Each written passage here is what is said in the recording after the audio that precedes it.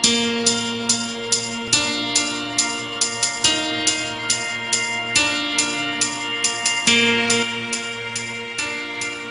si Ariel Lalisan.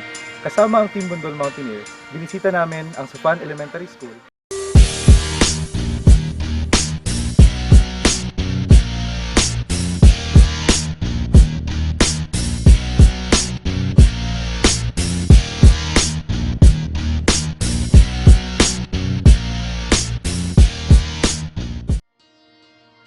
Ang eskwelahan na ito ay nagki-cater sa mga estudyante, mga kabataan galing sa iba't ibang sitio ng Barangay Pag-asa. Ito ang Kalunlama Special Neighborhood Play Daycare Center. Isa ito sa mga feeder schools ng Supan Elementary Schools. Bale, yung mga bata dito, 2 to 4 years old, dito muna sila. Pagkatapos nun, 5 years old hanggang grade 6, doon sila sa Supan.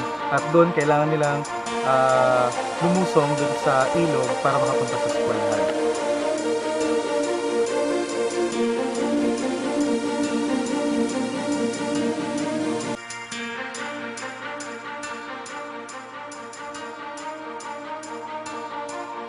Ako si Ayan, nag-eskwela sa Supan, grade 4.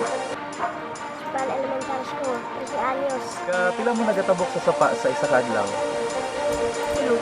Kung ano sa itaas mo ng sapa, ginaunsan niyo pagtabok. Ako po. Pubuon niyo yung short, utang sa ulo, para dili mabasa.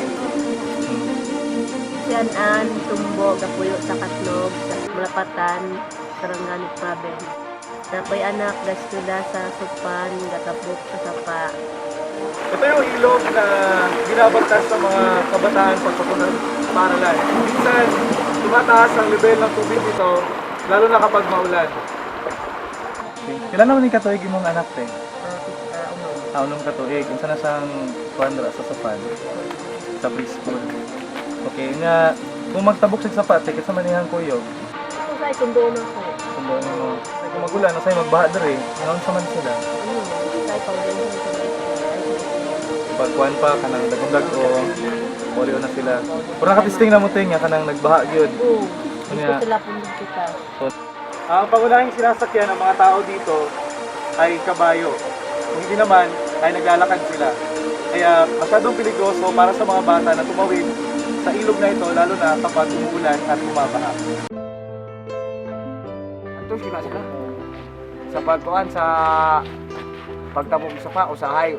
Kami po nabalaka po may kung mag-ulan. Nakita naman ninyo ang sitwasyon diya sa ato ang barangay. Kami kung mag-eskwela ang mga bata, nabalaka gid mig maayo. Gusto ko may tulay diri sa sapa para dili isot mga bata tabok sa sapa. Para mayo silang ano dito sa Supan. Ang ano gyud may anak nga mabutang yung nag-grades. At least nga kung ma-sure gyud na ninyo, araw ay na gyud ang mga bata.